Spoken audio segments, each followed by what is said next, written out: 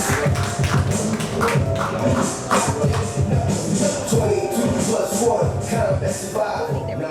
Thank you all for being here today to actually see this wonderful documentary. We'll take questions if you guys have any. If not, the last thing I would say is I get those calls when veterans are wanting to take their lives. And what I know is a veteran doesn't want to just take their lives, right? They want the pain to go away. That's really why they do it. And so if this plant can help a veteran see hope and give them hope, why not? Because at the end of the day, we don't want the veteran to die. They just want the pain to go away. So a lot of veterans also, we're supposed to be strong. We're not supposed to show weakness. But I want to tell not only veterans out here in the community, but everyone here that it's okay to not be okay. We just came through the pandemic with COVID, and a lot of mental health challenges are happening. And a lot of people are not telling folks they're not okay. But some of you right now probably aren't okay. So I just want to give you guys permission to know that you're not weak if you're not okay. Just let people know so you can get the resources that you need. And if you see a veteran that's hurting, reports say you got about 30 seconds to save somebody's life. You don't know when someone's going to come into your presence, needing that encouraging word, needing to find some hope. So give that to them. You just never know whose life you're going to save. Thank you guys so much. I appreciate you.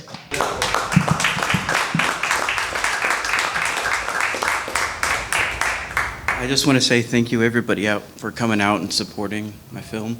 This was actually a completely self-produced passion project I did for myself, and learning about cannabis for the first time making the film. I wish I knew then what I know now, and I believe it's a right for veterans to receive treatment with cannabis just like they're doing in Canada and just like they're doing in Israel. There's no reason why a drug that is not a drug, a plant, like like I said in the film, should be demonized because of political reasons. It's strictly political. It's the 1937 Stamp Act, after people of color. And then in the 70s, like you heard, I have a mixed family. I see that. I live in D.C. And, I'm just thankful that the film is seeing a reprise, because in 2020 when I made it, I thought, oh, well, it won't be relevant. It took me 5 years to make it. I did it with wherever had a dime to fly somewhere to meet a vet. And I was all lined up. My goal was to reach the American public so that they would talk to their lawmakers to deschedule it or reschedule it so that we can be treated with it. That's why the film is called Unprescribed. I was going somewhere deep with that, but the point is, we have 41 states that are legalized now, and when we get to 50, how much can we hide behind the curtain? I mean, honestly. And so it's us, the people, that need to speak out about it. So let me hear it from you. What's your feedback? You're a vet. How many vets do we have in the room? Got one? I know we had several in here earlier, and honestly, I've had a lot of vets tell me they can't really watch the whole thing, especially just the beginning, and I understand and I appreciate that. And I want you to tell your friends about it, and just tell them it's on Amazon. You can watch it for free, and just support us at Unprescribed. But what do you think, guys? What's your feedback? Do we have a mic? Yeah, just come on up. Please speak.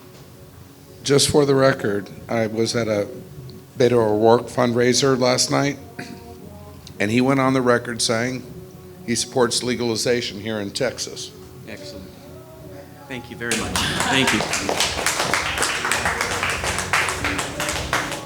I think education is important because, we all have our different needs, and there are some pharmaceuticals that are needed. So, do we have any advocates for cannabis? I see a T-shirt over there. Good. Yes, sir. Yeah, no, I was just gonna comment. I'm in one of the. Come on up. Come on up. Don't be shy. Introduce yourself. not trying to make a speech, so I'm going on later.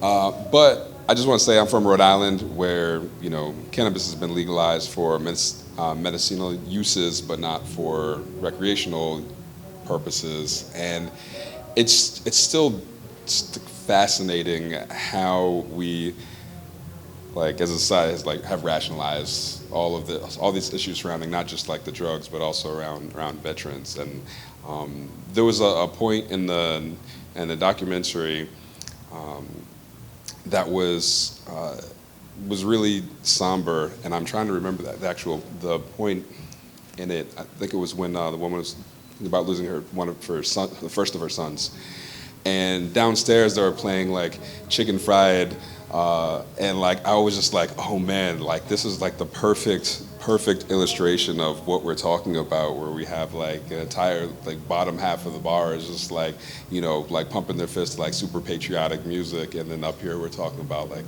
war, casualties of war that become casualties after they come home. And yeah, we got to change the conversation to one of empathy across the board for both soldiers who have trauma, and just like regular citizens who have trauma, and others. Like it's just like it's all of us. It's crazy.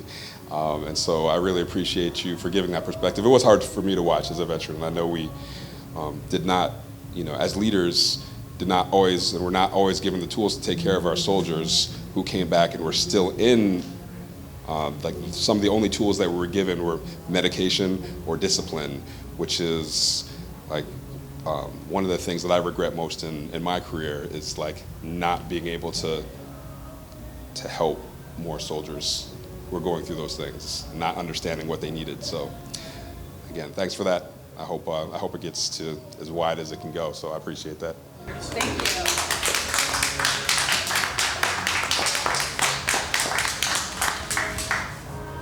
Anybody else? I love hearing this feedback. Does anybody have any family members that are vets or experienced trauma in any way? We're looking at, after this, we're already in the talks of doing a possible documentary series about life after combat and realizing that PTSD goes beyond the battlefield. So I started a nonprofit that I mentioned earlier. It's called the Unprescribed.org. And you can help us, at least right now, just help us with the outreach mission with Unprescribed. But down the road, the documentary series is going to talk about all of the adversity and trauma and struggles that we go through even after that. And so you got to think about, it's one thing for us to experience PTSD, but it's another to have it reoccur with new events. So earlier I was talking about the film and reaching the people. Well, my goal was reached. In 2019, I was invited to screen my film on Capitol Hill at the Congressional Auditorium.